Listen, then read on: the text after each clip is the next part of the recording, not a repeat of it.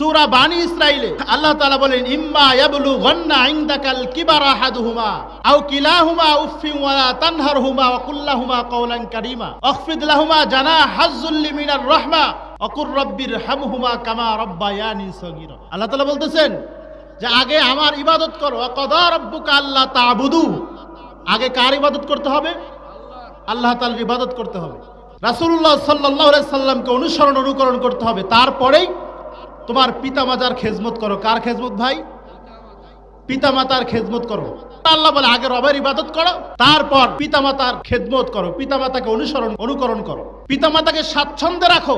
আজকে আমাদের সমাজ থেকে পিতামাতার হক উঠে গেছে। যেই মা যেই বাবা ছোটকালে আপনাকে আমাকে মানুষ করলো, যেই মা 10 মাস 10 দিন আপনাকে আমাকে পেটে ধারণ করলো, যখন আপনি বড় হয়ে গেলেন আপনি ভাত খান না, সেই জন্য মা কাঁদে আপনার পিছনে পিছনে ছোটে। আর বড় হওয়ার পরে যখন আপনি বিবাহ করলেন, মা এক মুঠ ভাতের জন্য মানুষের দ্বারে দ্বারে ঘুরে। শেষ পর্যন্ত বাসায় আর ভাত হয় না, বৃদ্ধাশ্রমে গিয়ে ভাত খাইতে হয়। যদি মার বদদুয়া থাকে আপনার উপরে, একবার হজ কেন 50 বার হজ করলেও ওই হজ আল্লাহ তাআলা কবুল করবে না। বুখারীর কিতাবুল আম্বিয়াতে আসছে, এক আল্লাহর ওলি ছিল, বনি ইসরাইলের নাম ছিল জুরাইজ। কি নাম? নাম বলেন। জুরাইজ বিশাল বড় আল্লাহর ওলি ছিলেন। এই জুরাইজ সব সময় নফল ইবাদতে কাটাতেন। আল্লাহর ওলি জুরাইজ সব সময় নফল ইবাদতের মধ্যে কাটাতেন। এমন সময় একদিন হঠাৎ করে আল্লাহর ওলি জুরাইজ ঘরের মধ্যে ঢুকে নফল নামাজে দাঁড়ায় গিয়েছে। মা দরজার সামনে এসে জুরাইজকে ডাক দিয়ে বলে, বাবা জুরাইজ দরজা খোলো। দরজায় নক দিয়ে বলে, বাবা জুরাইজ দরজা খোলো, আমি মা এসেছি, 2টা কথা বলে তোমার সঙ্গে বেরিয়ে যাব, বাবা দরজাটা খুলে দাও। কিন্তু আল্লাহর ওলি জুরাইজ ওই সময় নামাজে দণ্ডায়মান, নামাজে দাঁড়ানো অবস্থা। আল্লাহর ওলি জুরাইজ মনে মনে ভাবতেছেন, আমি মার ডাকে সাড়া দিব নাকি নামাজ পড়ব। আল্লাহর ওলি জুরাইজ মার ডাকে সাড়া না দিয়ে নামাজ চালিয়ে গেলেন। মা মন খারাপ করে চলে গেলেন। দ্বিতীয় দিন আসলেন, মা আসার পরে ডাক দিয়ে বলে, জুরাইজ দরজা খোলো, আমি মা 2টা কথা বলে তোমার সঙ্গে চলে যাব, বাবা দরজাটা খুলে দাও। ওই দিনও আল্লাহর ওলি জুরাইজ নামাজের মধ্যে দণ্ডায়মান নামাজ পড়তেছেন। মা কষ্ট নিয়ে চলে গেলেন। তৃতীয় দিন আবার আসলেন। আসার পরে জুরাইজের মা খানাকার বাহিরে জুরাইজকে ডাক দেয়। ওই দিনও জুরাইজ দরজা খোলে না, জুরাইজ নামাজ পড়তেছেন। এমন সময় মা গুরসায় আর রাগে হাত তুলে দোয়া করে ফেলেছে, আল্লাহ 3 দিন হয় আমার জুরাইজকে ডাকি, কিন্তু আমার জুরাইজ দরজা খোলে না, কি হয়েছে তার, কেন দরজা খোলে না? ও আল্লাহ, সে যত বড় ওলি হোক না কেন, তাকে দুনিয়ার মধ্যে একজন জিনাকারী মহিলার অপবাদ না দিয়ে, অপদস্থ না করে তুমি দুনিয়ার থেকে নিও না। মা হাত উঠায় দেরি হয়েছে, আল্লাহ তাআলা দোয়া কবুল করতে দেরি হয় নাই। জুরাইজ তার মা তার জন্য বদদোয়া করে ফেলেছে। একজন আল্লাহর ওলি ছিলেন সে। মা চলে গেলেন। কিছুদিন পরে বিপর্যয় ঘটে গেল। আল্লাহর ওলি জুরাইজ তার খানাকার বাহিরে একজন রাখাল বসবাস করতেন, রাখাল থাকতেন। ওই রাখাল ওই এলাকার ভিতরে একজন মহিলার সঙ্গে জেনা ব্যভিচার করেছে। জেনা ব্যভিচার করার পরে মহিলা অন্তঃসত্ত্বা হয়েছে, তার পেটের মধ্যে বাচ্চা কনসেপ্ট করেছে। এই মহিলা রাখালকে ডাক দিয়ে বলে, রাখাল রে, তোমার বাচ্চা আমার পেটের মধ্যে, এখন যদি আমি মানুষকে কিভাবে মুখ দেখাবো, মানুষকে কি বলবো? এমন সময় রাখাল ডাক দিয়ে বলতেছে, ও মহিলা, আমার কথা যদি মানুষকে গিয়ে বলো তাহলে তো তোমাকেও মেরে ফেলবে, মানুষ আমাকেও মেরে ফেলবে, কারণ আমি রাখাল কৃতদাস। ওই যে দেখো ঘরের মধ্যে আল্লাহর ওলি জুরাইজ ইবাদত করে, জুরাইজের নাম মানুষকে গিয়ে বলো যে জুরাইজ আমার সঙ্গে অবৈধ কাজ করেছে, জুরাইজের বাচ্চা আমার পেটের মধ্যে। মহিলা মানুষদেরকে গিয়ে বললেন, ও এলাকার লোকেরা, ও গ্রামের লোকেরা, যে আল্লাহর ওলিকে খানকার ভিতরে তোমরা খাবার পৌঁছায় দাও, যে আল্লাহর ওলির খানকার ভিতরে তোমরা গিয়ে বসে থাকো। জুরাইজ সে একজন ভণ্ড, সে আমার সঙ্গে জেনা করেছে, তার বাচ্চা আমার পেটের মধ্যে রয়েছে। মানুষজন রাগ আর গুসায় জুরাইজের খানকা ভেঙে দিয়েছে।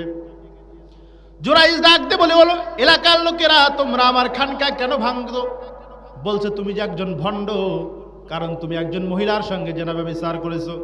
জুরাইজ ডাকতে বলে, আমি এই মহিলাকে চিনি না, জেনা ব্যভিচার কেমনে করলাম? আসলে তো আল্লাহর ওলি জুরাইজ, তার কোনো দোষ নাই, কিন্তু ওই যে মায়ের বরদোয়া আল্লাহ তাআলা কবুল করে ফেলেছে। এবার এলাকার মধ্যে বিচার বসানো হলো। মানুষজন ডাক দিয়ে বলে, জুরাইজ তুমি নাকি আল্লাহর ওলি, এই অবৈধ কাজটা তুমি কেমনে করলা? জুরাইজ ডাক দিয়ে বলতেছে, আসলে আমি কোনো অবৈধ কাজ করি নাই, আমার কোনো দোষ নাই। এর বিচার তোমরা এখন করো না, যখন মহিলার বাচ্চা দুনিয়ার মধ্যে আসবে, বাচ্চা যখন ডেলিভারি হবে, তারপরে তোমাদের বিচার করানো হবে। ঠিক কিছুদিন পরে মহিলার বাচ্চা দুনিয়ায় আসলো, আবার মানুষজন একসঙ্গে হয়ে বিচার বসানো হলো। সেই সময়ও মহিলা বলতেছে, আমার বাচ্চার বাবা জুরাইজ। কিন্তু মহিলা তো জানে না অলির দৌড় কত দূর, একজন অলির পাওয়ার কত দূর থাকে। বাচ্চাটাকে জুরাইজ রহমতুল্লাহ আলাইহি বাচ্চাটাকে কোলের মধ্যে নিয়ে শাহাদত আঙ্গুল দিয়ে বাচ্চার তলপেটের মধ্যে ঘুতা দিয়ে বলতেছে, বাচ্চা তুমি কথা বলো। বাচ্চাকে তলপেটে ঘুতা দিতে দেরি হয়েছে, বাচ্চাকে আঘাত করতে দেরি হয়েছে, আল্লাহ রাব্বুল আলামিন বাচ্চার জবান খুলে দিতে দেরি হয় নাই। বলি সুবহানাল্লাহ। বাচ্চার জবান খুলে গেল। হাদিসের মধ্যে ঘটনা আসে যে 3 জন বাচ্চা দুনিয়ায় হওয়ার পরে কথা বলেছিলেন। কয়জন? 3 জন। এক এই আল্লাহর ওলি জুরাইজ, তাকে যে অপবাদ দেওয়া হয়েছিল এই বাচ্চা। 2 নাম্বার ইউসুফ আলাইহিস সালামকে যে অপবাদ দেওয়া হয়েছিল সেই বাচ্চা যখন সাক্ষী দেয় ইউসুফ আলাইহিস সালামের পক্ষে, ওই বাচ্চা। এবং 3 নাম্বার হযরত ঈসা আলাইহিস সালাতু ওয়াস সালাম দুনিয়া আসার পরেই কথা বলেছিলেন তারা।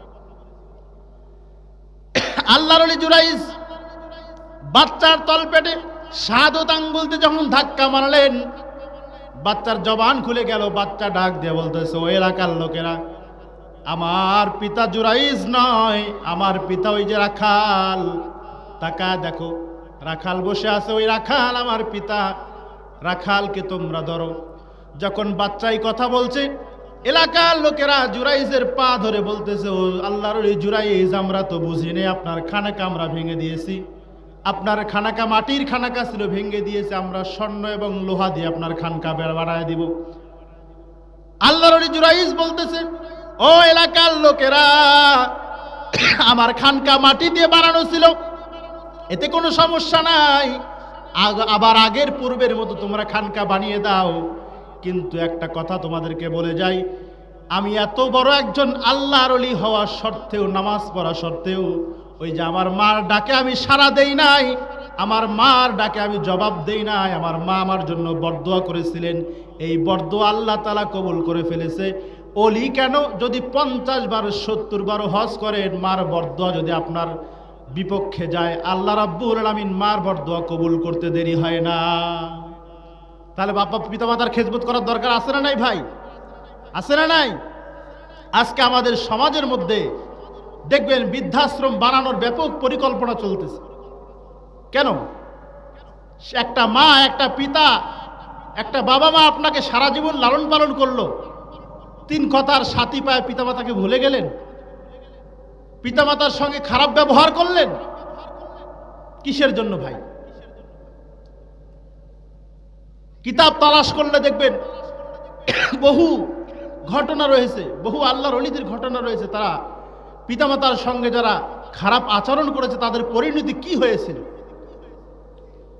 আপনার সন্তান একটা রয়েছে, তার 4টা খেলনা রয়েছে, পাশের বাসায় আরেকজন বাচ্চা একটা নতুন খেলনা নিয়ে আসছে, সেই খেলনা দেখার পরে বলতেছে, আব্বু আমাকে ওই খেলনাটা কিনে দাও, কিন্তু আপনার বাচ্চার 4টা খেলনা রয়েছে, তারপরেও একটা নতুন খেলনা নিয়ে এসে দেন।